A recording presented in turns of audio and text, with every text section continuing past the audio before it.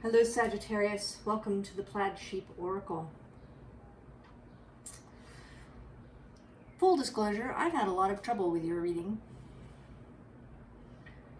Didn't want to happen this morning. I actually did a whole reading and it felt really forced, like I was, sort of pushing it to be what it was, and it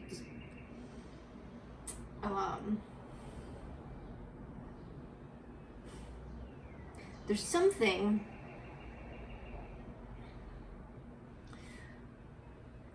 that you are refusing or reluctant, and what's odd about it, well, not really odd, I mean, I suppose maybe odd, is that you're not resisting something challenging or difficult or distasteful.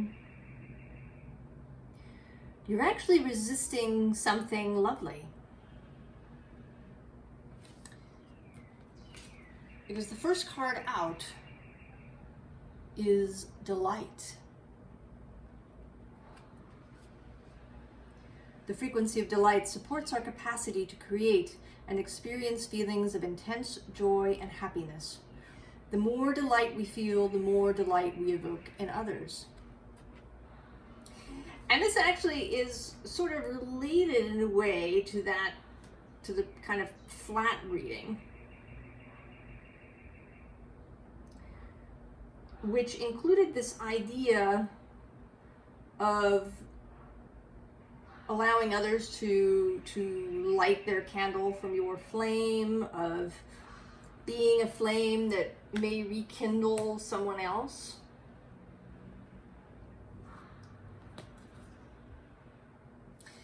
And then there's Lagu, this cosmic ocean, this flow of consciousness, of life in general, of life flowing.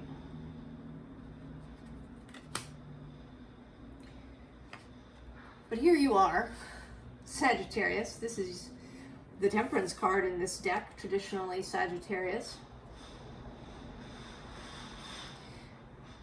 You seem reluctant, unsure that it's time. Is it really time? Can I really go forward? Can I really turn around and begin, or move on, or...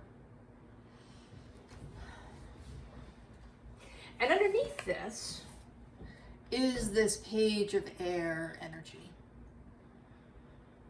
So this is under there, along with the delight and this sense of flow.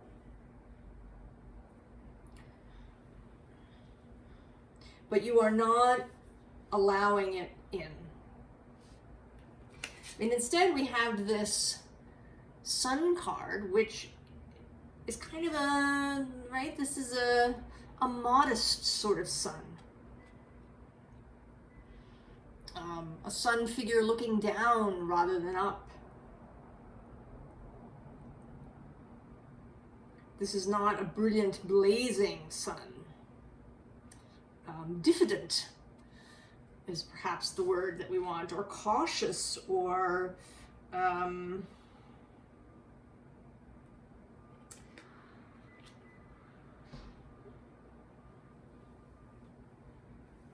maybe temperate, right? Temperance in its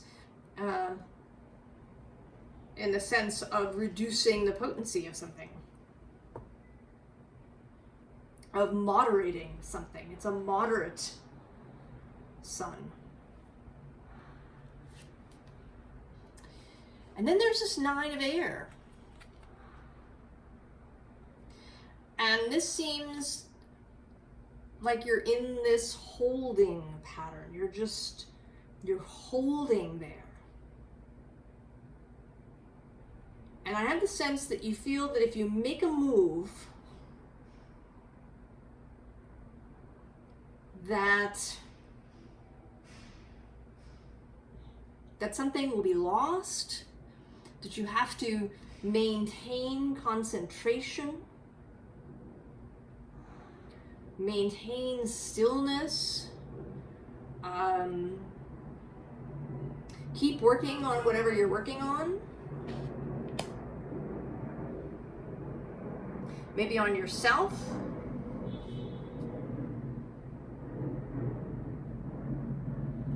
That you feel as if there's more work to be done on yourself.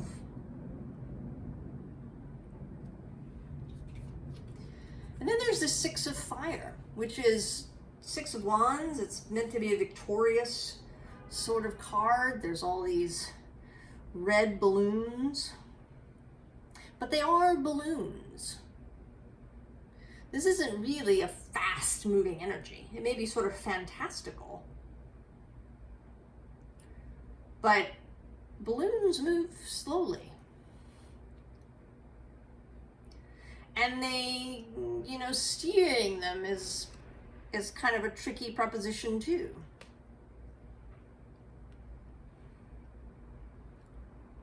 You'll get there, but it's a slow and indirect form of transportation. And then there's this Eight of Air. Trying to catch all the things. Maybe being concerned that you've dropped something, that you've lost things, that you haven't dotted all the I's and crossed all the T's, you haven't healed all the wounds, you haven't done it all that you needed to do.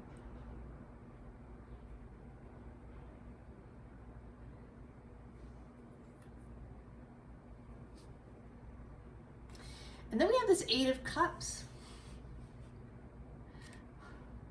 which also there's this kind of dual thing going on.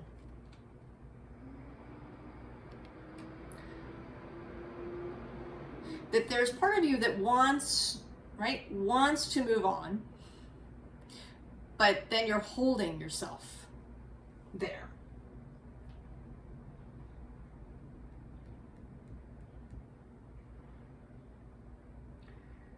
And I think that you're feeling the pressure to make a move. Because underneath this is this tipping the scales card.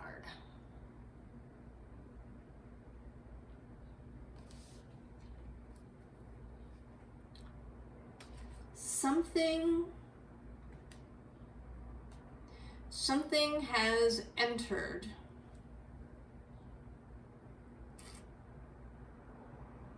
that may be tipping the scales in favor of this energy, of the part of yourself. I would imagine, although I don't know for sure, that it is your heart and your wider self.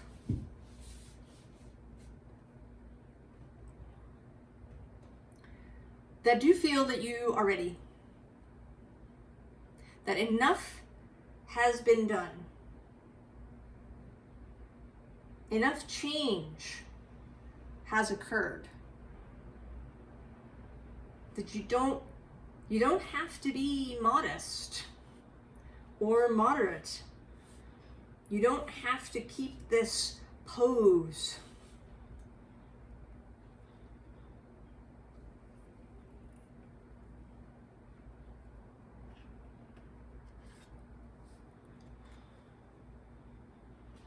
Queen of Cups.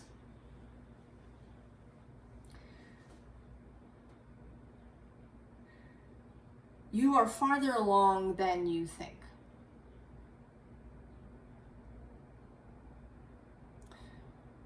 And maybe, you know, your last, I think it was your last reading that was about new love coming in. And perhaps this is sort of a continuation of that reading, a sense that maybe this is causing a bit of panic. And I don't blame you at all. if you've had relationships in the past that crashed and burned, of various kinds, it doesn't even have to necessarily be romantic, but maybe you just have relationship issues in your past. And that the prospect of this new love makes you want to be perfect. To be perfect, to be absolutely ready so you don't screw it up.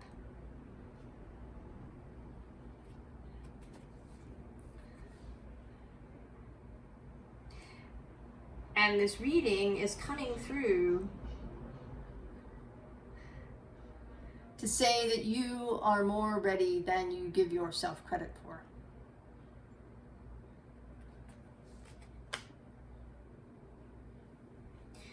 But ultimately, and this is the trick, you have to go in, you have to choose, you have to do in order to experience that.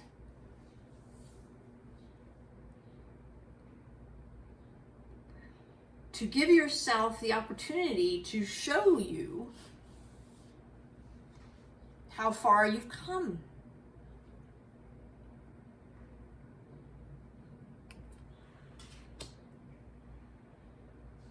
And then we get a wholly different Six of Wands. This is delight. This is enjoyment. This is pleasure.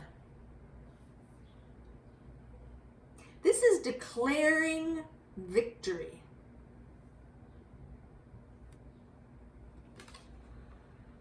To be willing to declare victory. That it doesn't have to be absolutely perfect. That you don't have to be to always do the exact right thing going forward. That you may make some mistakes, maybe you'll have bad days when things don't go exactly as you intended, or maybe when you react rather than responding on a particular day. But that you have the emotional maturity and experience of this Queen of Cups.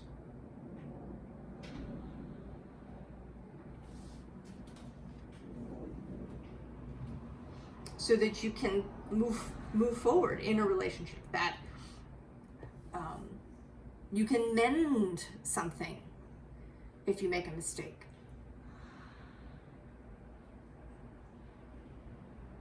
You do not need to be perfect to declare victory.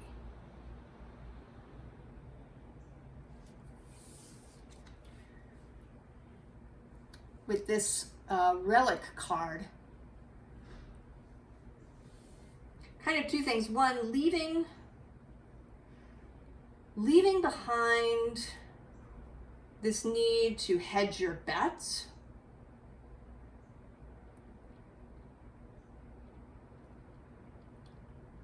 And being willing to be all in.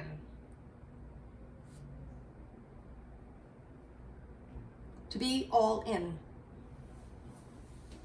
And that means sometimes making mistakes. That means being open and transparent and vulnerable with somebody else, whether that's a romantic relationship or a friendship or even a business partnership.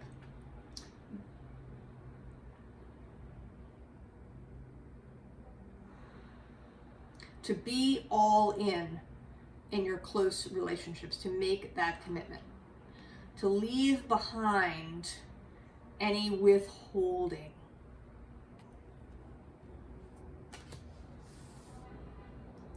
Because you're afraid that that part of you that you're withholding is imperfect.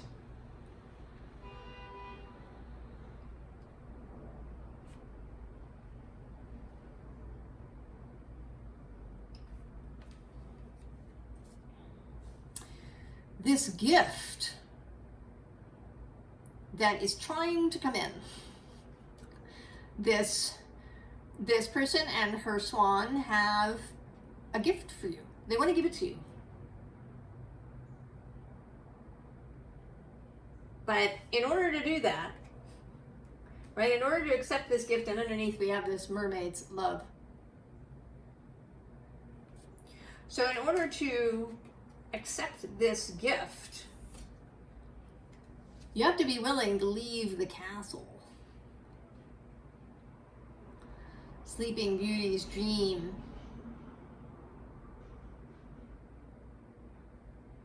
You have to be willing to go outside, to stop waiting, to stop, you know, one last little touch up. One more thing I should heal.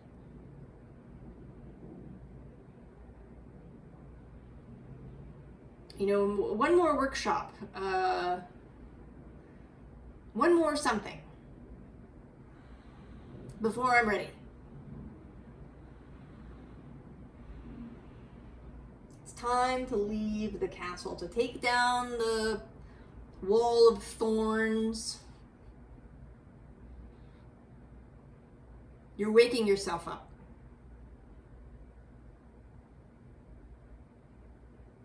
I mean, this new relationship, which may indeed be romantic, but which could be just a really close friendship that's arriving.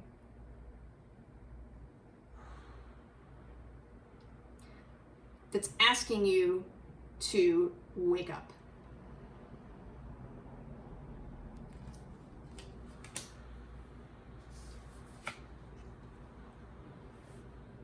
That your pure nature is gorgeous.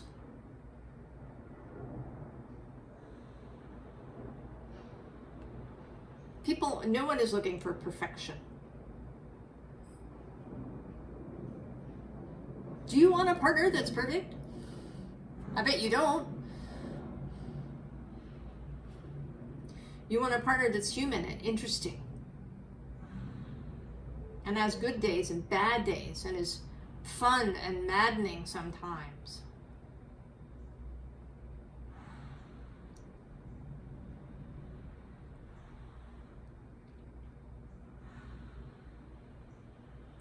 You want your whole self to be all in.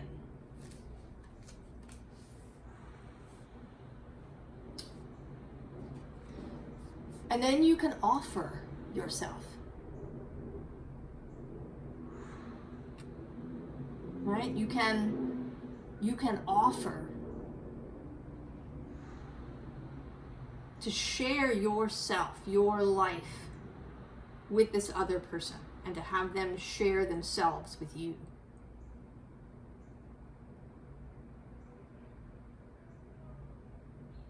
To get to know each other. To explore all these rooms and towers and basements and everything else you each have going. And you also don't have to reveal all of this all at once in one giant download. Because that would be boring too, right? To know everything about somebody out of the gate. You're going to be sharing yourself. Over time, it's a process where you learn about each other. That's part of the adventure.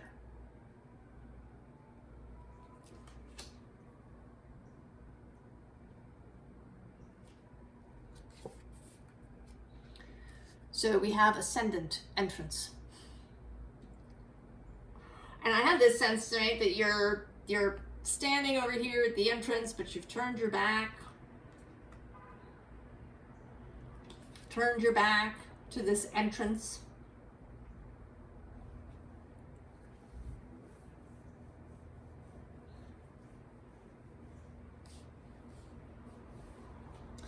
Now, an aspect of that reading that I didn't keep was the South Node in Libra. And Libra shows up here again.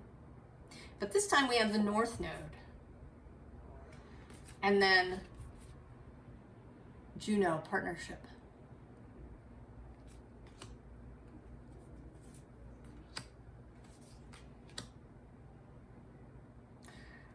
So the North Node in Aries now. South Node in Libra. This axis of self and relationship. Right? Self alone and self in relationship. That the two things interact. That there's a give and take. That this is not about withholding parts of yourself, but it's also not about, you know, merging totally with another so that you're lost. There's a balance to be achieved, and it's, you know, dynamic.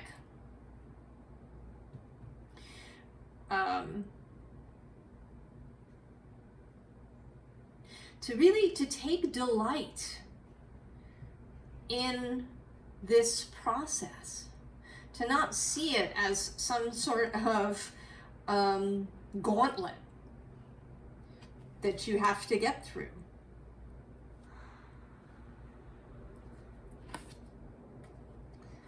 And then this solar flare activate card to go. You have been activated, Sagittarius. Somebody has pressed the go button. I think it's your heart that has pressed the go button, has activated you. And then there's this Pluto rebirth. And Pluto is at the moment in a square with those nodes of the moon. Now it may be this aspect that is this pressure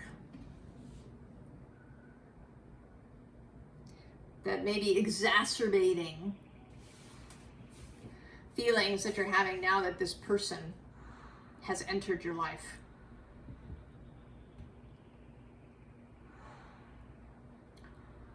But you have the skills, Sagittarius. You've grown up, you've matured, you've experienced things. You have the capacity to look back. Well, you know, this relationship didn't work out well. Well, you know, what did I learn from that?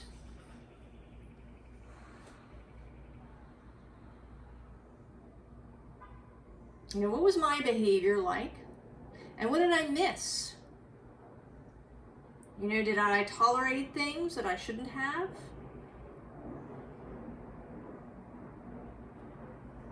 Or was I inexpressive? Did I not state my needs? So that I ended up feeling resentful.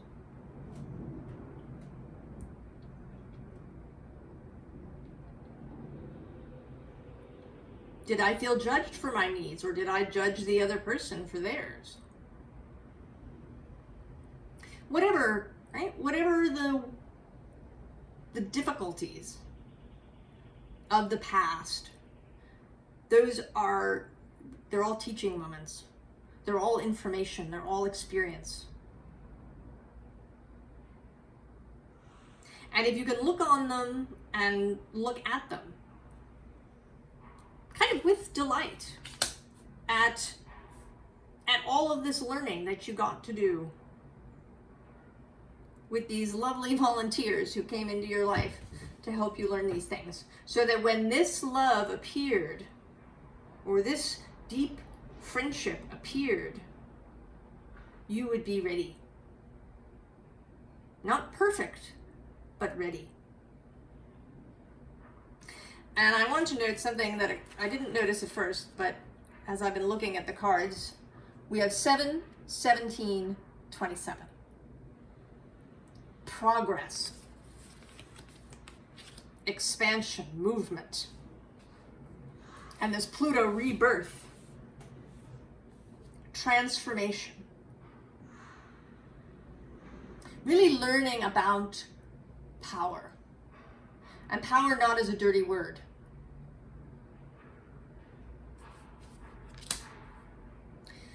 Now that's another thing that did show up in that flat reading, which was much more general. It didn't come through with this reluctance to move forward into this new relationship that's appeared. You are reluctant, Sag.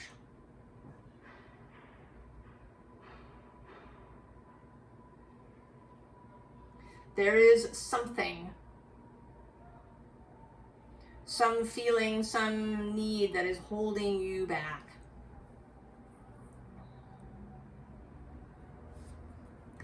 And, well, the advice, of course, the corpse.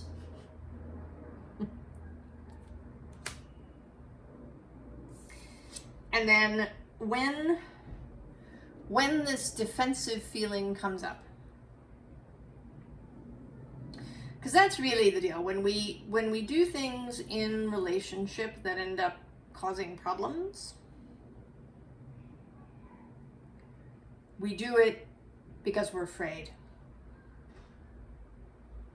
And we want to defend ourselves. You know, maybe we ditch someone first before we get ditched.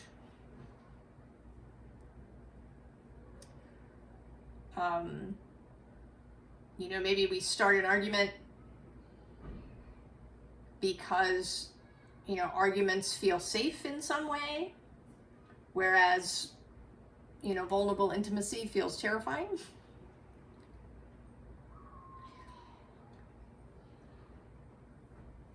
You know, as a fellow fire sign, I am an Aries sun, I understand that.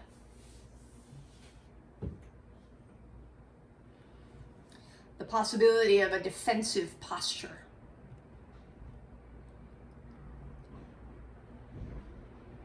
To keep us safe. But it doesn't, in the end, of course.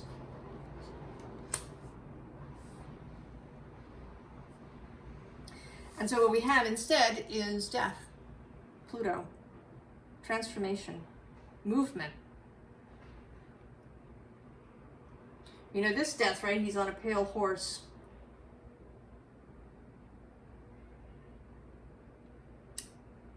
Moving. Going. Getting on your horse. Getting your transformed butt on a horse. And proceeding. You don't have to gallop and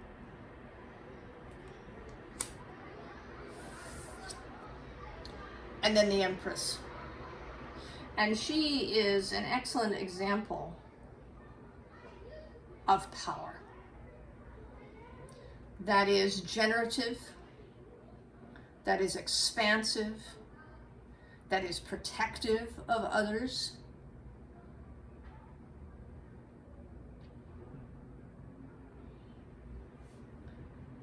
She knows her own strength. She doesn't need to self-deprecate.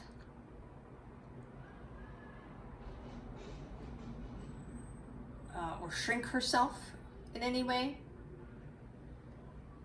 Nor does she need to stomp around, asserting herself everywhere she goes.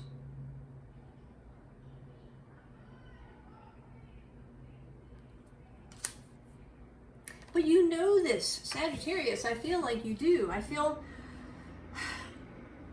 sort of feel like this message has been so difficult to get out somehow. Because it feels redundant.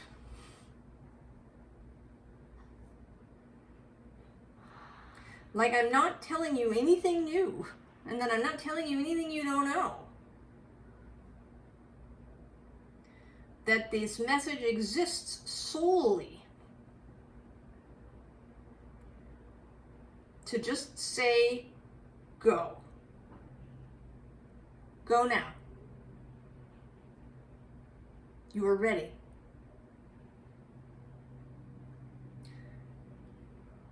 Use the energy of delight, right? Because it's light and joyful.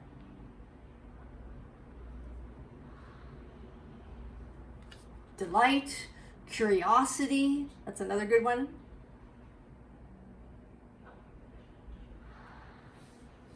One step at a time, Sagittarius. But take that first step, turn around, and go through this entrance. Accept this gift from your wider self and from Source, and the gift that this other person has for you, that they are for you.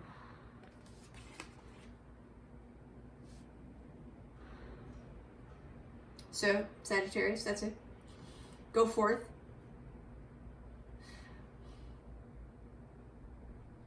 You have permission, if that's what you needed. I wish you all of the very best, Sag. And I hope that this new relationship, romantic or platonic, is everything that it can possibly be. I'll see you next time. So long, Sag.